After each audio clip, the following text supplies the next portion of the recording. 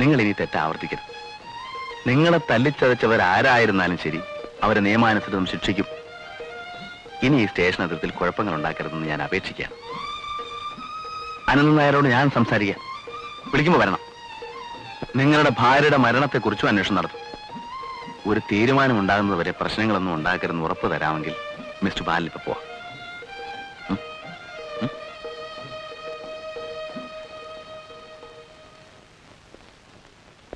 Sir, അവനെ അകത്താക്കേണ്ടതായിരുന്നു. മുതലാളിക്ക് ദേഷ്യം വരും. അകത്താക്കിയ ബാലിന് ദേഷ്യം വരും. അവനും കുഴപ്പക്കാരനാണേ.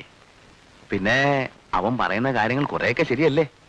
ശരിയും തെറ്റുമൊന്നുമല്ല എന്റെ പൊന്നു സാറേ പ്രശ്നം. മുതലാളിയെ വരിപ്പിക്കാതിരിക്കുന്നതാ ബുദ്ധി. എന്ന് വെച്ചാ എനിക്കൊരു മനസാക്ഷിയില്ലേ? സാറിന്റെ നന്മയ്ക്ക് വേണ്ടി പറഞ്ഞതാ. വരുന്ന പോലെ വരട്ടെ, മരിക്കുന്നെങ്കിൽ മരിക്കട്ടെ. അല്ല പിന്നെ ഇവിടെ മനസമാധാനത്തോടെ ജീവിക്കാൻ പറ്റുമെന്ന് തോന്നുന്നില്ല.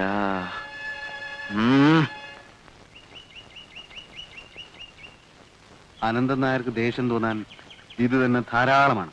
മാഷെ, എനിക്ക് എതിർക്കണമെന്നുണ്ട്. പക്ഷേ എന്റെ രക്തത്തിൽ അലിഞ്ഞുപോയ ഭീരുത്വം എന്നെ പുറകോട്ട് പിടിച്ച് വലിക്കുന്നു. എടോ, ആകെ മുങ്ങിയ കുളിരില്ല എന്ന് കേട്ടിട്ടില്ലേ? പോണേ പോട്ടടോ. ഹെഡ് കോൺസ്റ്റബിൾ ചാത്തുക്കുട്ടിക്ക് മോഹൻദാസ് എന്നൊരു മകൻ ജനിച്ചിട്ടില്ലെന്ന് ധൈര്യമായിട്ട് അങ്ങ് വിചാരിക്കുക.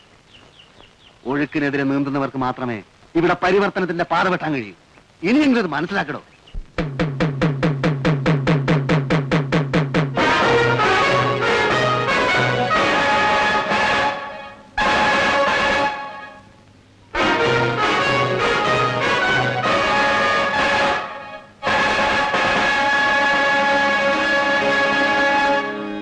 പട്ടാപ്പകൽ വീട്ടിൽ കയറി വന്ന് തല്ലുണ്ടാക്കിയ ഒരു അക്രമിയെ എന്തർത്ഥത്തിൽ വെറുതെ വിട്ടു എന്നാണ് ചോദിക്കുന്നത്.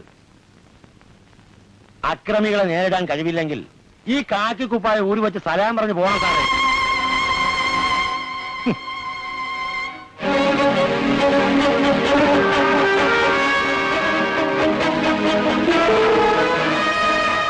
താനാരാ? പറഞ്ഞോ, താനാണോ എനിക്ക് കാക്കിക്കുപ്പായം തയ്ച്ചെന്ന്? ഇറങ്ങി പോടാ എന്റെ വീട്ടിൽ, ഇറങ്ങി പോടാ.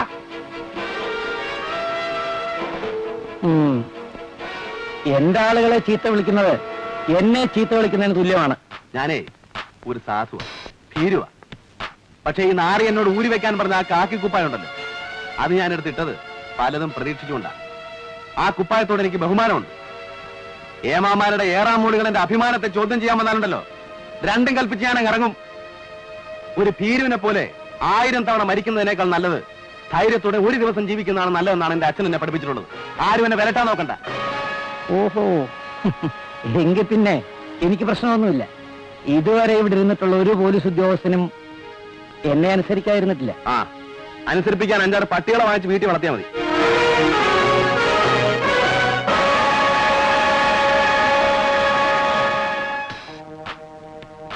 തൊപ്പി തെറിക്കുന്നതിന് മുമ്പ് വീണ്ടും വിചാരം ഉണ്ടായാലും എല്ലാവർക്കും നന്ന്. കഴുത്തിന് മുകളിൽ തലയിലുള്ളടത്തോളം കാലം തൊപ്പി അവിടെ തന്നെ കാണും. കാണാം. കാണാം. ബാലൻ എന്തെങ്കിലും ഒരു തീരുമാനം പറ. ഇന്ന് രാത്രി സൊസൈറ്റിയുടെ രോഗമില്ലത്ത് കൂടണമെന്ന് തീരുമാനിച്ചിരിക്കാൻ. ബാലൻ വരണം. അനന്തൻ നായരെ അവസാനിപ്പിക്കാതെ ഒരു സൊസൈറ്റി ഇവിടെ രക്ഷപ്പെടില്ല. എനിക്കിപ്പോ മുകളിൽ ആകാശം, താഴെ ഭൂമി. ചിലപ്പോ തൂക്കിക്കൊല്ലുമായി, അത്രയല്ലേ ഉള്ളൂ. കൊല്ലുന്നത് ഒന്നിനും ഒരു പരിഹാരമാവില്ല ബാല. ഒരു അനന്തൻ നായർ മരിച്ചാൽ 1000 അനന്തൻ നായർ വരും. അടിച്ചമർത്തപ്പെട്ടവന് സംഘബോധം ഉണ്ടാവുക എന്നുള്ളതാണ് പ്രശ്നം. ബാലന്റെ സാന്നിധ്യം സൊസൈറ്റിക്ക് വലിയൊരു പ്രചോദനമായിരിക്കും. ഞാൻ എന്ത് ചെയ്യണമെന്ന്? കൂടെ നിൽക്കണം. ബാലൻ കൊലമരത്തിൽ കയറിയതുകൊണ്ട് നാട്ടുകാർക്ക് എന്തു ഗുണം?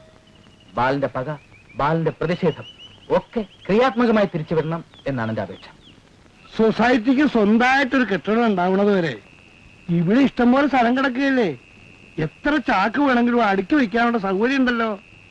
സൊസൈറ്റി കാരണം തിരുമേനിക്ക് ഒരു വിഷമവും ഉണ്ടാകാൻ പാടില്ലെന്നേ ഉള്ളൂ. ആരാ ഇപ്പൊ വിഷമിപ്പിക്കാൻ പറഞ്ഞേ? അനന്തൻ നായരുടെ എതിർപ്പുണ്ടാവും എന്നുള്ള കാര്യം ഉറപ്പാണ്. ആ എതിർപ്പ് എത്രത്തോളം ഉണ്ടാവുമെന്ന് കാണാൻ തന്നെയാ ഞാൻ കാത്തിരിക്കണേ. കുറെ നാളായിട്ട് സഹിക്കാൻ തുടങ്ങിയിട്ട്. നിങ്ങൾ ഇത്രയും ആൾക്കാർ കൂടെ ഉള്ളപ്പം ഇനിയെ പേടിക്കുക? പേടിച്ചിത്തരല്ലേ അത്? വേണച്ചാൽ കർഷക സഹകരണ സംഘം എന്ന് വലിയ അക്ഷരത്തിൽ എഴുതിയ ബോർഡും പഠിക്കോളൂ. അപ്പോ ആ പ്രശ്നം അങ്ങനെ കഴിഞ്ഞു. ഇനി വേണ്ടത് ധൈര്യമായിട്ട് എല്ലാവരും ഇവിടേക്ക് സാധനങ്ങൾ എത്തിക്കുക എന്നുള്ളതാണ്. അതോടെ നമ്മുടെ സൊസൈറ്റി പ്രവർത്തിച്ചു തുടങ്ങുന്നു എന്നർത്ഥം. ഏലമായാലും കുരുമുളകായാലും ദിവസം തോറും വില കയറി വരികയാണ്.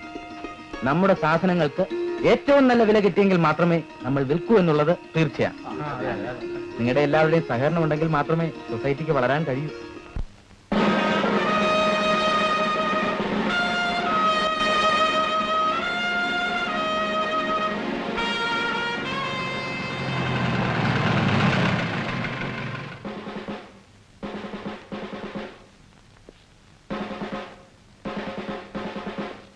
ഹലോ, എവിടേക്കാണ്? സാർ, ഇത് മുതലാളി ജീപ്പാണ്. ഏത് മുതലാളി? ഈ ഭൂലോകത്തിന്റെ മുതലാളിയൊന്നും അല്ലല്ലോ. എന്താണാവോ കന്നാസിനകത്ത്? സാറിനറിയില്ലേ, അന്ന് DSP സാറിനോട് എല്ലാം പറഞ്ഞിട്ടുണ്ടെന്ന് പറഞ്ഞു. ആ, പറഞ്ഞു. വാറ്റുകാരല്ലേ? അതെ. എങ്കിൽ നമുക്കൊരു സ്ഥലം വരെ പോകാനുണ്ട്. എങ്ങോട്ടാണ് സാർ? പറയാം, വണ്ടി എടുക്ക്. സ്ഥലം പറഞ്ഞാൽ കൊള്ളായിരുന്നു. ഇറങ്ങാൻ വണ്ടി.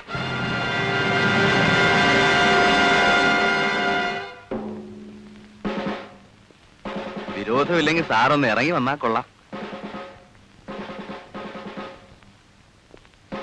അല്ല, ഇതൊക്കെ നമുക്ക് എക്സൈസുകാരെ വിളിച്ചേൽപ്പിക്കാം. എന്താ? അല്ല, കുഴപ്പമൊന്നുമില്ല. തന്റെ ഭൂലോക മുതലാളി വന്ന് ജാമ്യത്തിലെടുത്തോളൂ. എനിക്ക് ഈ ചാരായം മാറ്റുന്ന സ്ഥലം വരെ ഒന്ന് പോകണം. കൂടെ വരണമെന്നില്ല, സ്ഥലമൊക്കെ ഞാൻ കണ്ടുപിടിച്ചിട്ടുണ്ട്. എക്സൈസുകാർ വരുന്നവരെ സ്റ്റേഷനിൽ ഇരുന്നോളൂ. ആ, ഇദ്ദേഹത്തെ അകത്തിരുത്തിക്കോളൂ. എന്നിട്ട് എക്സൈസ് ഓഫീസിൽ ഒന്ന് ഫോൺ ചെയ്ത് പറഞ്ഞേക്കും. സാറത് കേസാക്കാൻ പോവുകയാണോ? ആ, എന്താ കുഴപ്പമാവൂ? തീർച്ചയായിട്ടും കുഴപ്പമുണ്ടാവും സാർ. മുതലാളി പ്രശ്നം ഉണ്ടാക്കും സാർ. കുഴപ്പമുണ്ടാക്കണോ നമുക്ക് കാണാം. Shut up! Do what I say, Brody.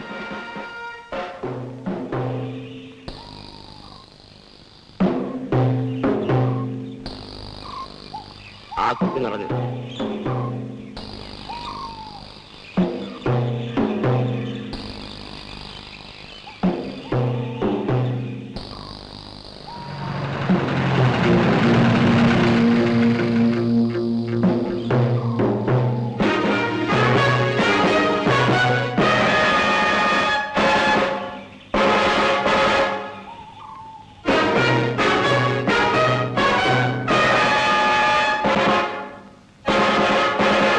സാറെന്താ ഇവിടെ? എന്താ, എനിക്ക് വന്നൂടെ? പോലീസുകാരും ഇവിടെ വരാറില്ല. മാസാമാസം മുതലാളി സ്റ്റേഷനിൽ കാശെത്തിക്കുകയാണ് പതിവ്. എനിക്ക് കാശല്ല വേണ്ടത്, എനിക്ക് വേണ്ടത് ഈ ചാരായമാണ്. ആ, എല്ലാവരും പാത്രങ്ങളൊക്കെ എടുത്ത് തലയിൽ വയ്ക്ക്. സാറേ, ഇതൊക്കെ മുതലാളിയുടെ വകയാ. മുതലാളിയോ? എല്ലാവരും ജീവിക്കട്ടെ. ആ,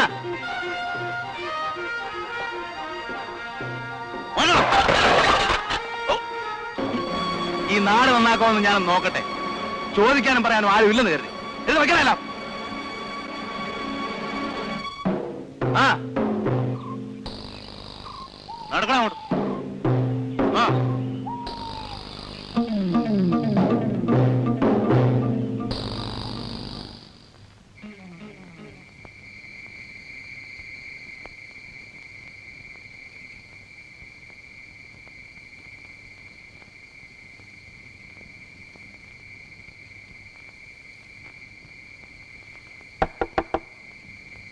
ആരാ? ഞാനാണ് സർ, ബാലൻ.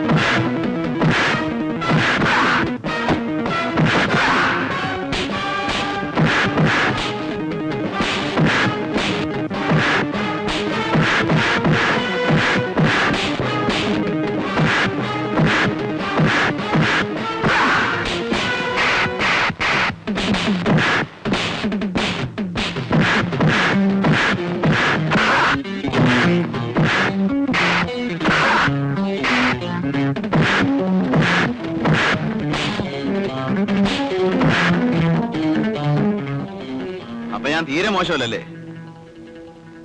ഏതായാലും നിങ്ങളെ ഇക്കാര്യത്തിൽ ഞാൻ അറസ്റ്റ് ചെയ്യുന്നില്ല. കാരണം എനിക്ക് തല്ലാനും പിടിക്കാനും ഒക്കെ കഴിവുണ്ടെന്ന് സ്വയം ബോധ്യപ്പെടുത്തി തന്നത് നിങ്ങളാ. ആ നന്ദി എപ്പോഴും ഉണ്ടായിരിക്കും. പക്ഷെ ആ റാസ്കൽ അനന്തൻ നായരോട് പോയി പറഞ്ഞേക്ക് എന്നെ തല്ലാൻ ഇത്ര ആള് പോരെന്ന്.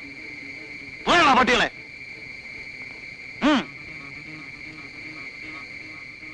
ഓടോ.